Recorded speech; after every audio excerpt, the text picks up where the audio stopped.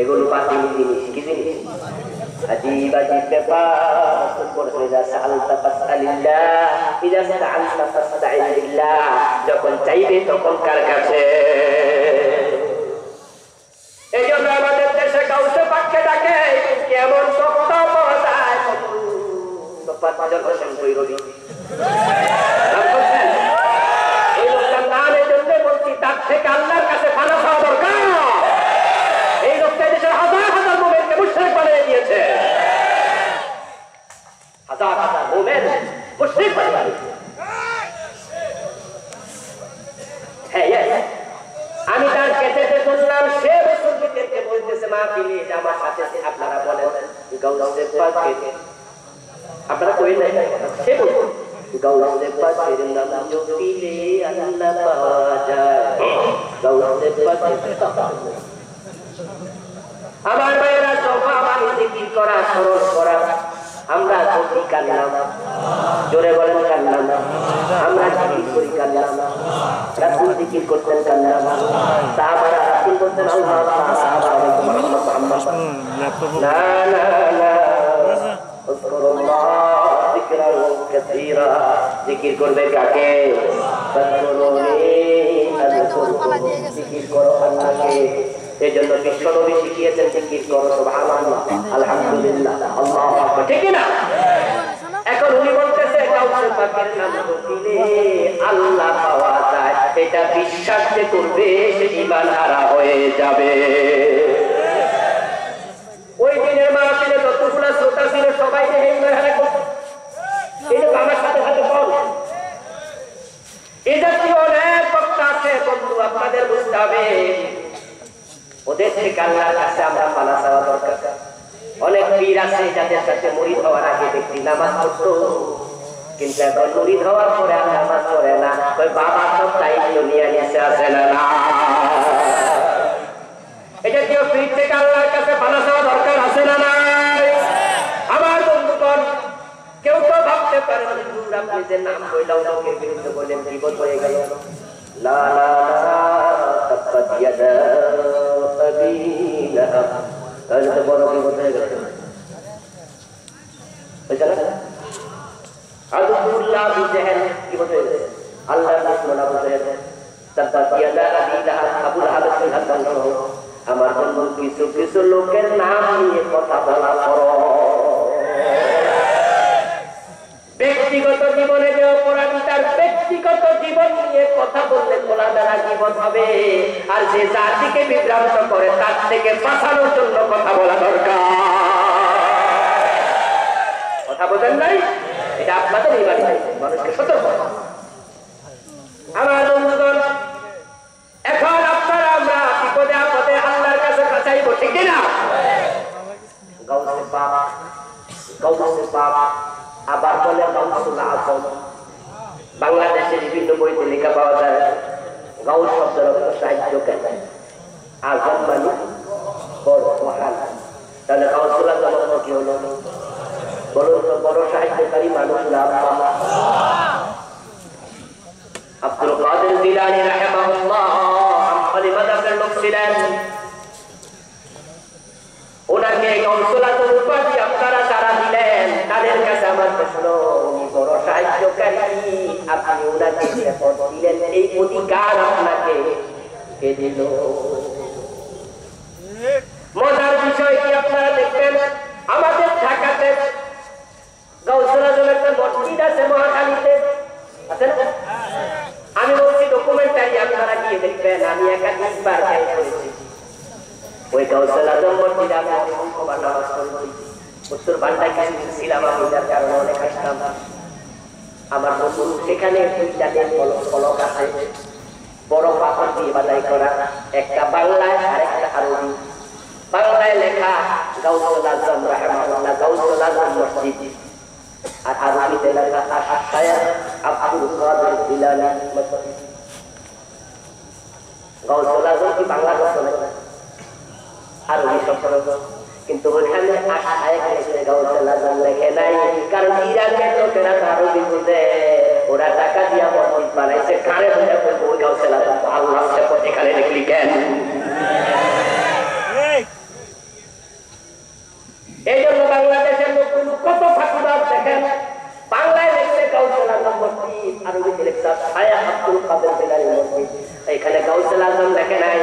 আরব দেশের মানুষ তারা যদি নামাজ পড়ে দাঁড়ি না রাখে পাঞ্জাবি গায়ে না দেয় কিন্তু শিরিক করে না। আর আমাদের দেশের লোকেরা আমরা নকলের শক্ত করে ধরি ফরজ বুঝি না।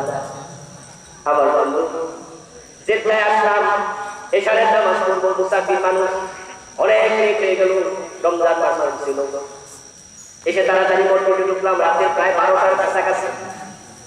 এয়ারপোর্টের ভিতরে চক্রবর্তী ঢুকে দেখি এক মুসল্লি দাঁড়িয়ে মুখ নাই, শার্ট প্যান্ট পরা, দাঁড়াইছে এইভাবে দুই ঠ্যাং এইভাবে, বুঝলেন? আরে এইভাবে হাত দিয়া হে নামাজ পড়তেছে জোরে জোরে রাখেন। বাইরে তেলাওয়াত শুনে চমকে উঠলাম, মনে হয় বাংলাদেশের বড় কারি হবে এত সুন্দর তেলাওয়াত পারবে না। আমি এক বাঙালি হিসেবে পেলাম, জিজ্ঞাসা করলাম জোরে জোরে ফেরা করে একা একা নামাজ আসতে ফেরা করলো সারে। উনি আমার বললো ও বুঝাইতেছে আমি খরচ করতেছি, যদি কেউ পারো আইসা আমার মুসল্লি হোক আমার হয়ে যাবে। আমার বন্ধু পুরান ঢাকার তারা মসজিদের খতিব ইউসুফ আব্দুল লতিফ, উনি গেলেন মিশরের প্রোগ্রামে। ওখানে গিয়ে এয়ারপোর্ট থেকে যাওয়ার পথে জুতা ছিঁড়ে গেছে। উনি জুতা ছিঁড়ানোর জন্য মুসির দোকান খুঁজতেছেন, লোক লোক দেখাইল ওই যে মুসির দোকান, গিয়া দেখে কোনো কাস্টমার নাই, দুজন মুসি বসে আছে। উনি কাছাকাছি হইলেন, হইয়া দেখেন একজন কোরআন তেলাওয়াত করে আরেকজনকে শোনাইতেছে। ওই দেশের মুসিরা কোরআন তেলাওয়াত করে মসজিদে হারামে বসে আছে আসরের নামাজ পড়ে দীর্ঘ টাইম। রমজান মাস কোনো কাম কাজ নাই, তাকায় আছে আল্লাহ কাবার গিলাফের দিকে, কারণ কাবার গিলাফে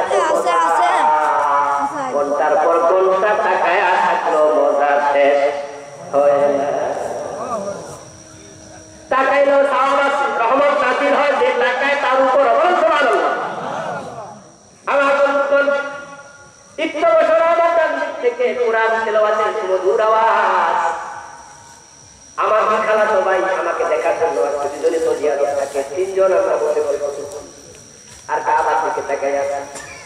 কোরআন তেলাওয়াতের আওয়াজ শুনে আমি তাকালাম, দেখি এক ভদ্রলোক কোরআন তেলাওয়াত করছে, দাঁড়িয়ে বসে নাই, বয়স 50-এর বেশি হবে, কাল কিছুটা ভাইয়া গেছে বোঝা যায়।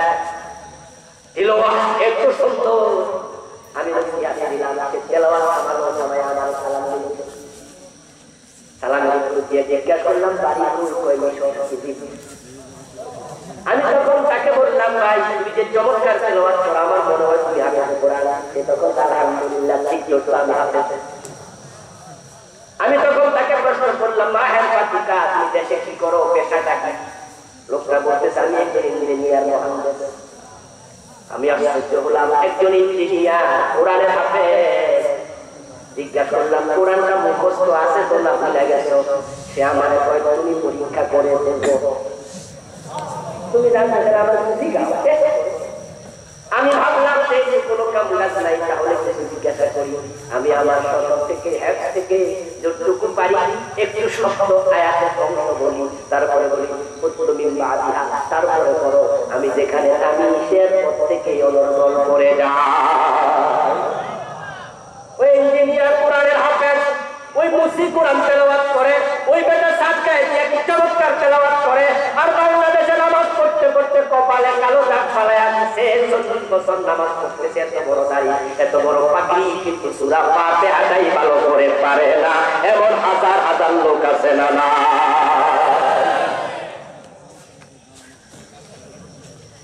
এইজন্য বন্ধুগণ সঠিক বিষয়টা জানতে হবে।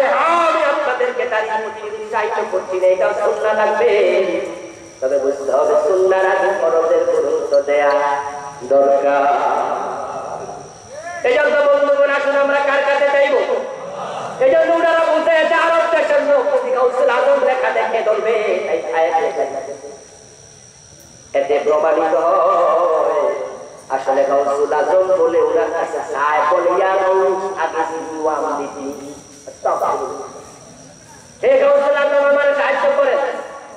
আমার বন্ধুগণ আপনি বিপদে পড়ে রাখবেন আল্লাহকে। দূরে যারা আছে, যারা মরে গেছে, কবরে আছে, তারা কিছু শুনতে পায় না।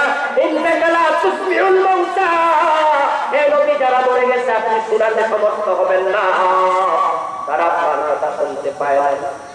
যদি শাহজালাল মাইনুদ্দিন চিশতি রাহিমাহুল্লাহ ওনারা যদি সত্যি কবরে থাইকা কিছু দিতে পারতো, কিছু করতে পারতো, যারা ওনাদের কবরে সিজদা দেয় সবার আগে তাদের কপালের মাঝে লাথি মারতো। যে সিজদা দিত কপাল বরাবর লাথি মেরে বলতো বেটা দাও সিজদা ওকে। আমার বন্ধুগণ ওনারা যদি কিছু করতে পারতো, সেখানে যারা মোমবাতি জ্বালাইতেছে তাদেরকে পিটাইতো, ঠিক কিনা? গাঁজা খাচ্ছে বাজারের পাশে বসে, শাহজালালের বাজারের পাশে দেখলাম লাইন ধরে বসে গাঁজা খাইতেছে। হযরত শাহজালাল রাহিমাহুল্লাহ মরার পরে যদি কিছু করার ক্ষমতা থাকতো তাহলে সবার আগে গাঁজা করে পিটাইতো। এই জন্য মরা মানুষের কাছে কিছু চাওয়া যাবে না, চাইলে শিরিক হয়ে যাবে। দেয়ার মালিককে আমরা আল্লাহর কাছে চাইব।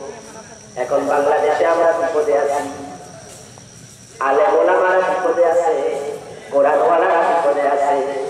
আমরা নিশ্চয় বিশ্বাস করি আল্লাহর কাছে চাইলে তিনি ফিরাবেন না, তিনি ওয়াদা করেছেন কোরআনে, ঠিক না? কোরআনে বলছেন ইদা সালাকা ইবাদি আন্নি ফাইন্নী করিব উযীবু দাওয়াতাদ দাঈ ইযা দাআন। ঠিক আছে, সুবহানাল্লাহ। আল্লাহ উযীবু দাওয়াতাদ দাঈ ইযা দাআন, আমাকে যখন ডাকে আমি ডাকে সাড়া দেই, আল্লাহ অবশ্যই সাড়া দেবেন। ভয় পাওয়ার কোনো কারণ নাই।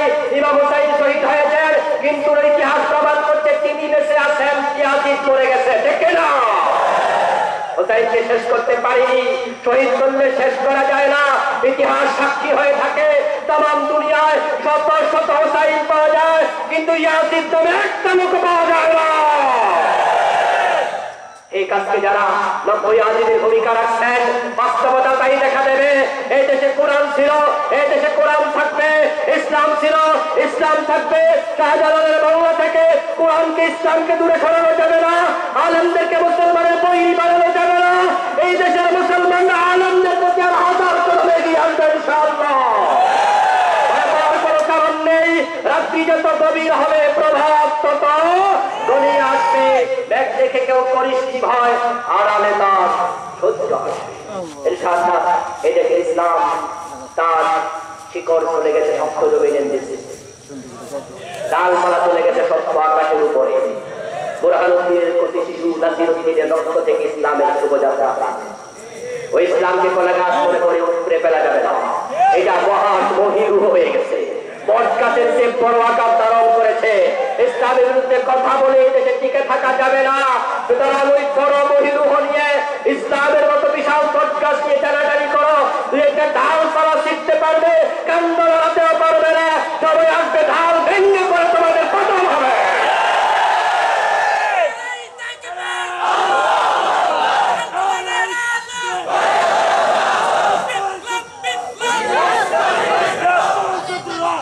আমার ভাইয়ের আসুন, আল্লাহ দ্বীনের জন্য, কোরআনের জন্য আমরা সবাই সংকল্পবদ্ধ হই, আমরা ঐক্যবদ্ধ হই। আমরা জীবনে কোনো শিরিক রাখবো না, কারণ শিরিক থেকে আল্লাহর কাছে আশ্রয় চাই। আল্লাহ আমাদের আশ্রয় দান করুন, বলেন আমিন। অতীতে ঘটে যাওয়া সব শিরিক থেকে আল্লাহর কাছে ক্ষমা চাই, আল্লাহ আমাদের ক্ষমা করুন, বলেন আমিন। হাযা মা ইনদি ওয়া লা ইলাহা ইল্লাল্লাহ আলাইহি তাওয়াক্কালতু ওয়া ইলাইহি উনীব।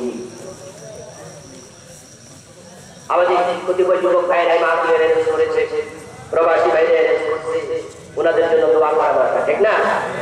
তাদের এটা হক আমাদের উপর। আসলে আমরা দোয়া থেকে দেই, আল্লাহুম্মা সাল্লি আলা মুহাম্মাদিন ওয়া আলা আলি মুহাম্মাদ কামা সাল্লাইতা আলা ইব্রাহিম ওয়া আলা আলি ইব্রাহিম ইন্নাকা হামিদুম মাজিদ। আল্লাহুম্মা আনতা সালাম ওয়া মিনকা সালাম তাবারাকা ইয়া যাল জালালি ওয়াল ইকরাম। ربنا ظلمنا أنفسنا وإن لم تغفر لنا وترحمنا لنكونن من الخاسرين. ربنا آتنا في الدنيا حسنة وفي الآخرة حسنة وقنا عذاب النار. رب ارحمهما كما ربياني صغيرا. اللهم أعنا على ذكرك وشكرك وحسن عبادتك. اللهم اكفنا بحلالك عن حرامك وغنى بفضلك عمن سواك. اللهم نقنا من الذنوب بالثلج الله كما ينقى الثوب الأبيض من الدنس اللهم باعد بيننا وبين خطايانا كما باعدت بين المشرق والمغرب أي رب العالمين আজকের মাহফিলখানা কবুল করে নাও ইয়া আল্লাহ আমাদের জীবনের গুনাহগুলো মাফ করে দাও ইয়া আল্লাহ আমাদের সালাম তোমার বন্ধুর রওজা মুবারকে পৌঁছায়া দাও ইয়া আল্লাহ আমাদের মাতা-পিতার জীবনের গুনাহগুলো মাফ করে দাও আয় রাব্বুল আলামিন আমাদের আপনজন প্রিয়জন যারা কবরে আছেন সবার কবরকে জান্নাতের টুকরা বানায়া দাও সবার জীবনের গুনাহগুলো মাফ করে দাও হে আল্লাহ গরিব এলাকার প্রতি বয়সনার টুকরা হিরো যুবক একত্রিত হয়ে হে আল্লাহ এলাকাবাসীর সাহায্য নিয়ে প্রবাসী ভাইদের সাহায্য নিয়ে আজকে কোরআনের মাহফিল করো হে আল্লাহ যুবকগুলোকে তুমি হেদায়েত নসিব করে দাও হযরত ওমর রাদিয়াল্লাহু তাআলা আনহুর মতো ঈমান দিয়া দাও হযরত খালিদ সাইফুল্লাহর মতো দ্বীনের মুজাহিদ বানায়া দাও হে আল্লাহ আমরা যারা শুনেছি আমাদের সবার মনের নেক আশা পূরণ করে দাও হে আল্লাহ মাহফিলের জন্য যারা টাকা পয়সা দিলেন বুদ্ধি পরামর্শ দিলেন সবার যাবতীয় দান খেদমত তুমি কবুল করে নাও হে আল্লাহ এলাকাবাসী ভাই বোনদেরকে বিপদ মুসিবত থেকে হেফাজত দিয়া দাও হে আল্লাহ শিরকের উপরে আলোচনা করলাম হে আল্লাহ তোমার কাছে আমরা ক্ষমা চাই প্রতিটি জীবনে ঘটে যাওয়া সকল শিরকের গুনাহ মাফ করে দাও হে আল্লাহ তোমার কাছে আমরা যখন হাজির হব আমল্লাহ বাইরে একটা শিরকের গুনাহ না থাকে হে আল্লাহ আমল্লাহ সবগুলা গুনাহ মাফ করে দাও প্রতিমা আমল্লাহ একটা গুনাহ রেখেও মৃত্যুর ডাক দিও না হে আল্লাহ বাংলার জমিনকে কোরআনের জন্য কবুল করে দাও হে আল্লাহ দিন কায়েম হয়ে গেছে এমন পরিবেশ যেন আমরা নিজেরা দেখে যেতে পারি সেই তৌফিক দিয়া দাও হে আল্লাহ কোরআনের কথা বলে যারা দেখে বললো তোমার সম্মান বান্দাকে জুলুম থেকে নাজাত দিয়া দাও হে আল্লাহ আমাদের কোরআনের পাখিকে আমাদের মাঝে ফিরাইয়া দাও وصلى الله على سيدنا محمد وآله وأصحابه أجمعين يا الله ما تقول لا يجوز المرودي يا الله سيدي كل حال يا الله مهرباني তোমার গোলামকে তুমি সুস্থ করে দাও وارحمنا وانصرنا واجعل آخر كلامنا إلا الموت لا إله إلا الله محمد رسول الله السلام عليكم ورحمة الله وبركاته السلام ورحمة الله وبركاته বলো না যা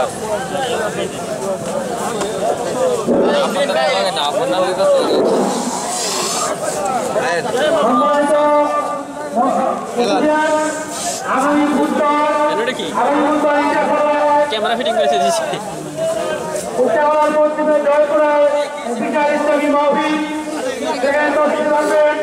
আজকে এই বক্তা ডক্টর আবু রহমান হোসেন সেখানে বয়ান পেশ করবেন সকলে আমন্ত্রিত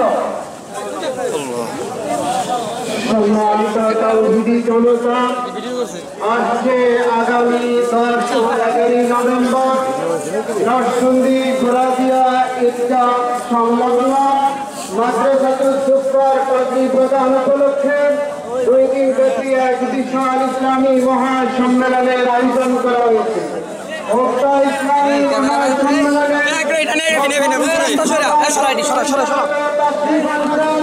আমি মোল্লা নাজিমুদ্দিন সাহেব এবং বিজেপি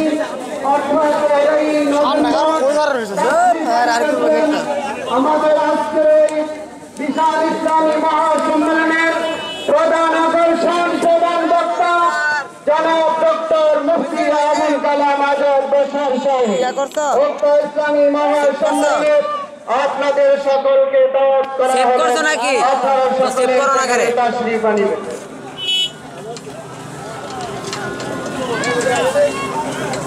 बोला ना दिल क्या कर दिला ना सेव कर लाई की काओ कर